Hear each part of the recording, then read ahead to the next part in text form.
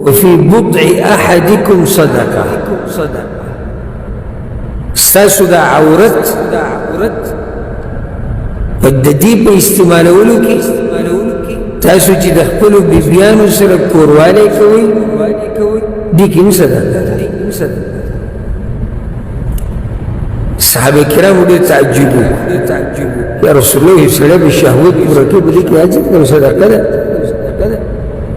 پیغمبر صلی الله علیه وسلم وایي که چېرته دې دا عورت په حرام کې استعمال کړي ګناه شته که نشته؟ شته. نو دغه شان چې په حلال کې استعمال کې اجر ده او دې ته په اهل علم قیاس العکس، یعنی ته چې په حرام کې استعمال کې نو ګناه ده، نو یا قیاس العکس دا دی چې په اجر په حلال کې استعمال کې نو الله به اجر درکړي. خاص سوال دی که تاسو له څوک وکړي چې په دې کې اجر څنګه دی ولې دا اجر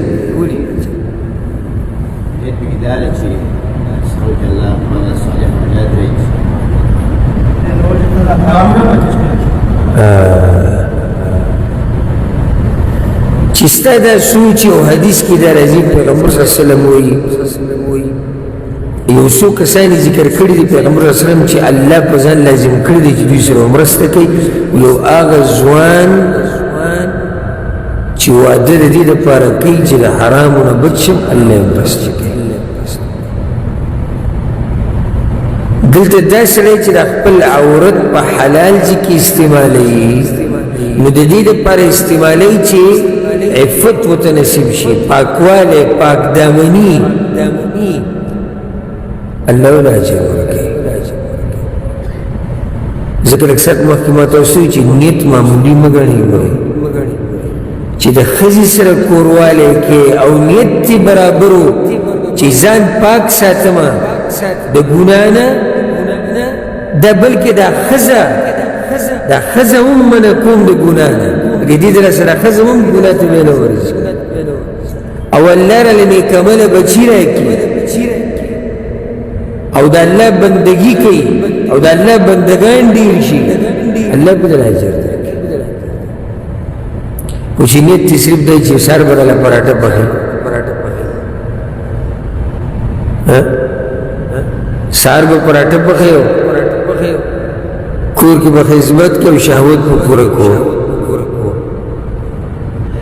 هغه کار خو اسم ته کوي نیت ورته برابر که الله در اجر ورکړي. لکه ورته چې دې ځای لاړ شي ویده کېږي به که نه لازم به ویده کېږي.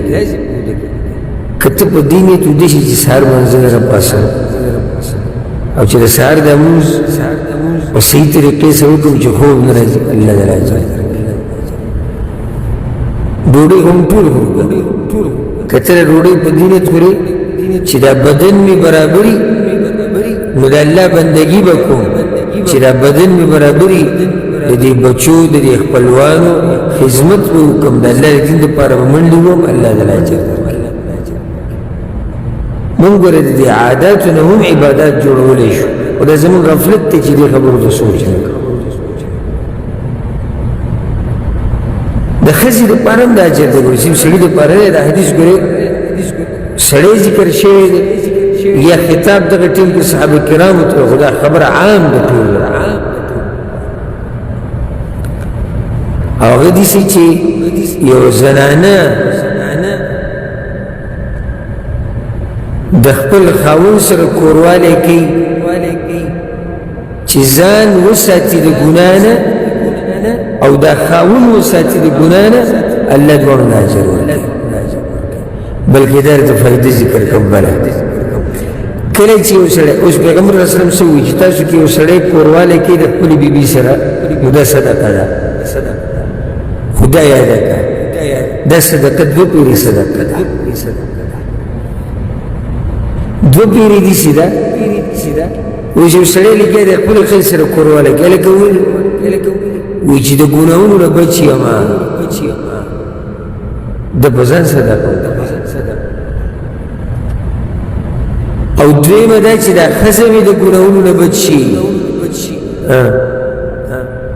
او ښځې هم صدقه وکړه. بعضی روایتونه کې خوازی راغلي دي وفي مباضعتك اهلك صدقه او ته چې خپلې کورودانې سره کوروالی کې په دې کې هم ستا دپاره صدقه او اجر دی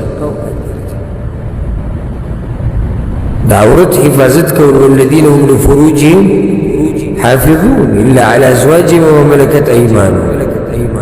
مؤمنان هغه دي چې د عورتونو حفاظت کوي نه استعمالوي په ناروا لارو کې که استعمالوي په روا لار کې روا لار هغه لار دی چې کوم الله او د الله پیغمبر روا کړې ده او حلال کړې ده دې نه راوړي نه استعمالوي او کله چې دغه ځایونو کې استعمال کوي چې کوم لار الله روا کړې ده او پیغمبر صلی الله علیه وسلم بیان کړې ده نو بیا به دې په الله اجر درکوي دې سره د حدیث اختتام ته ورسېدو اگر که نورې مسلې به کې پاتې شي خو په دې باندې به اکتفا وکړو او امید به انشاءالله چې پوه شوي به دې حدیث کې یو څو خبرې ډېرې اهمې دي څوک به یې ذکر کړي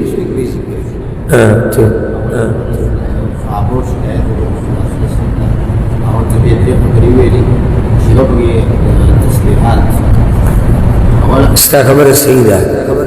ما دا وایي چې بنیادي خبرې په حدیث یو بنیادي خبره په حدیث کې دا بیان شوه چې د یو بل سره په نیکیانو کې مقابله کوي دویمه د صدقې فضیلت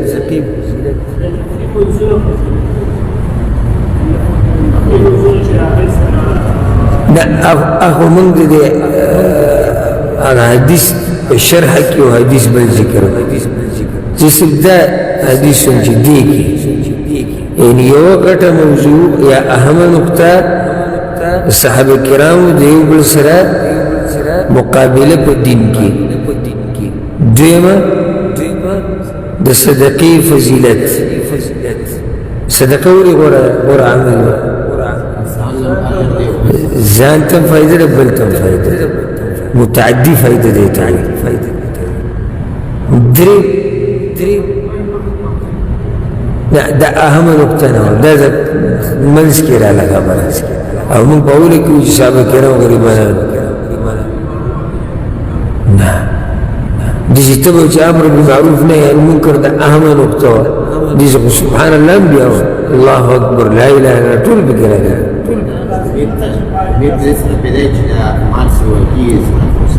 دا خو د صدقې په فضیلت کې دا خو د صدقې په مسله کې راغلی تاسو ټول د صدقې وما حولها تاویږي بارک الله فیک دا خبره ذکر نیت به معمولی نه ګڼي وړوکی عمل دله غټوي او غټ عمل دله وړوکی کوي